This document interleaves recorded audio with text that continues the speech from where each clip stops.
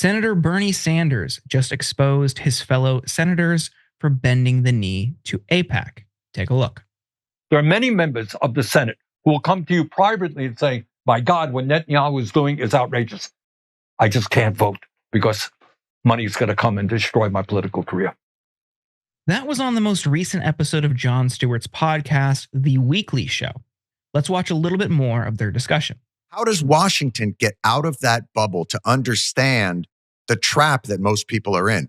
Childcare is too expensive. Then when the kid's finally old enough, education is too expensive. When you finally pay that off, your parents are older and you got to take care of them. How do we get them to understand that? Yeah, you're missing the point here, John. It's not a question of getting them. People think the members of Congress and the Senate are stupid. They're not. It's not a question of knowing or understanding. It's a question of who controls what goes on here. At the root of everything, not at everything, but a key part of this whole discussion, John, is money in politics. People cannot vote their conscience. They can't vote their intelligence when they know if they vote against the corporate world or the big money world, they're going to get defeated at the polls. As of July of this year, AIPAC had already spent over $100 million on federal elections. And here's another timely example of how corporate money affects our politics. In a Senate hearing yesterday, FDA Commissioner Dr. Robert Califf admitted that the food and beverage industry often blocks the FDA's efforts, but declined to say that was a problem. Thankfully, Bernie called him out on that. We'll get to that clip shortly, but first, let's see how their confrontation started. Take a look. 2010, the National Academy of Medicine recommended that the food and beverage industry be required to put nutritional labels that the American people could easily understand on the front of their packages. According to the CDC, the rate of childhood obesity in America has tripled since the 1970s. And from where I'm standing here, the FDA has not responded in any way with the urgency of the crisis. How long does it take to put a bloody label on a product? What sounds simple, given the current state of judicial affairs, First Amendment rights, the fact that corporations have the same rights as individuals, every little thing we do, unless specifically in detail instructed by Congress, it's not just that we lose in court, but we lose years when that happens. Let me, again, I apologize for interrupting, but don't have endless amounts of time. I understand all that. Have you had the courage to take on a very powerful food and beverage industry? That's a good question. But let's watch Califf run cover for the giant corporations that are creating the problem he is supposed to fix. Take a look. And I'm really heartened to hear the bipartisan support for this, because much of what we try to do, frankly, gets blocked along the way. And we'll talk about that. Let's be honest here. The food and beverage industry spends hundreds and hundreds of millions of dollars on lobbying and on campaign contributions. You tell me the role that they are playing in destroying the health of America's children. Well, I'm not going to contest your comment about the amount of money spent on lobbying. I think it's probably accurate. I don't have figures on that. But a lot of the changes that those of us who are interested in better health would like to make are blocked at the level of legislation for reasons that but I'm you'd have still to tell not me. hearing you. What is the reason that our kids are unhealthy? What role do this industry play?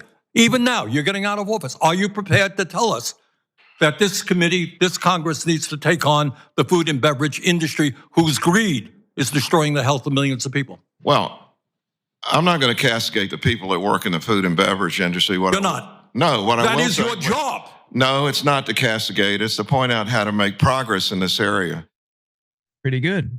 Bernie was just reelected for another 6-year term. He is 83. I think we all hope he can hang in there for the remainder of his term, but it does seem like he's using his last years in the Senate to just really go after everybody.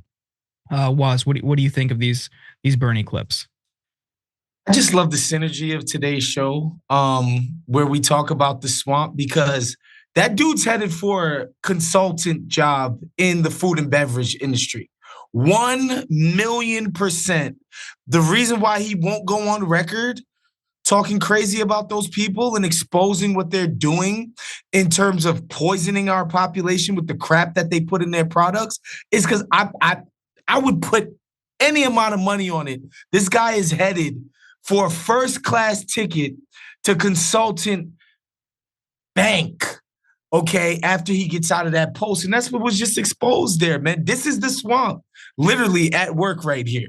I couldn't agree with Waz more. It was just painful, okay? And I think he felt like, you heard Senator Sanders say we don't have endless time. This guy was talking so low and so slow. It was like, who needs melatonin? Okay, this is exactly what's going on here. I agree, I would take that bet. He's been captured.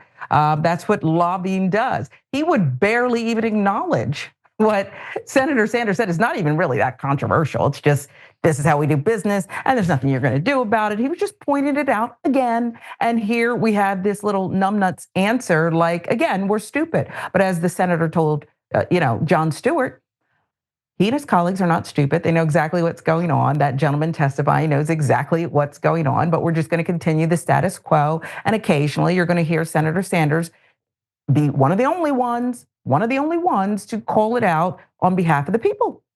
Yeah. And the thing is, like, Bernie's just stating the obvious and he's heralded for it. And I think it's what many, if not most people in this country want to see.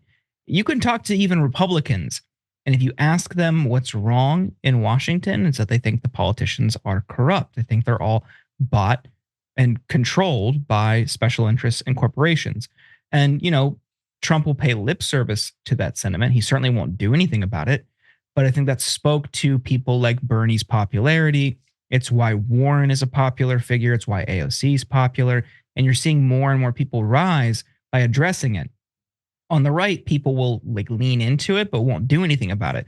Josh Hawley does it every now and then. He'll pretend to be an anti-corporate, antitrust guy, doesn't do anything on it. But we're going to see more and more people finally actually take action, I hope, because this problem is just unignorable. Like, you have someone in this position who is supposed to be doing something about it. It's like, well, the food industry blocks it. So ignore them? Like, what do you want? Like, what do you say? This is your job, man. And there's also a danger in not doing anything about it, when you have people like RFK Jr. coming in who have been saying that this is a problem for a very long time. You're kind of ceding ground to the right. And if RFK does anything on it, even something small, the right will point to it routinely and be like, well, actually, we're the party who's taking on special interests. We're the party taking on corporations. Never mind the 98% of our work that benefits them. They can point to this as a success. And the Democrats, at least on this front, don't have something as significant to point to. So I commend Bernie for continuing to fight the good fight, even though he knows positions that he takes, work that he engages in, is often a losing battle. So hopefully he sees more success in what I assume will be his final term in the Senate. But it's just frustrating that he is outnumbered and often alone on this. Waz, Sharon, any final thoughts? I think you talk about the dangers. I think one of the dangers that we saw in the Kamala campaign, why I think the whole democracy's on the line and all of that stuff didn't land. I don't think it's that people didn't believe her. I think people are like, all right, what's so good about the democracy we have right now? It's not as if a democracy is supposed to be the will of the people expressed through government. And when is that ever happening for people where something that's overwhelmingly popular that everybody wants, say, I don't know, universal healthcare, better healthcare outcomes. When is that ever happening through the instrument of government? It doesn't. So when you tell people that democracy is going to be destroyed, they yawn and don't care. And this is why. It's stuff like this, man.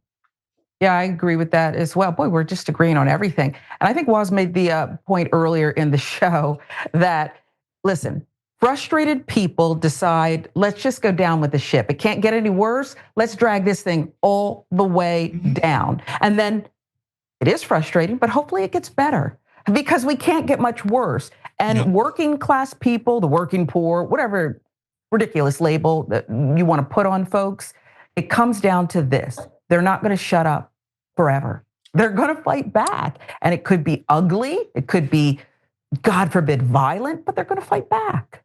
Thanks for watching The Young Turks. Really appreciate it. Another way to show support is through YouTube memberships. You'll get to interact with us more. There's live chat emojis, badges. You've got emojis of me, Anna, John, JR. So those are super fun. But you also get playback of our exclusive member-only shows and specials right after they air. So all of that, all you gotta do is click that join button right underneath the video. Thank you.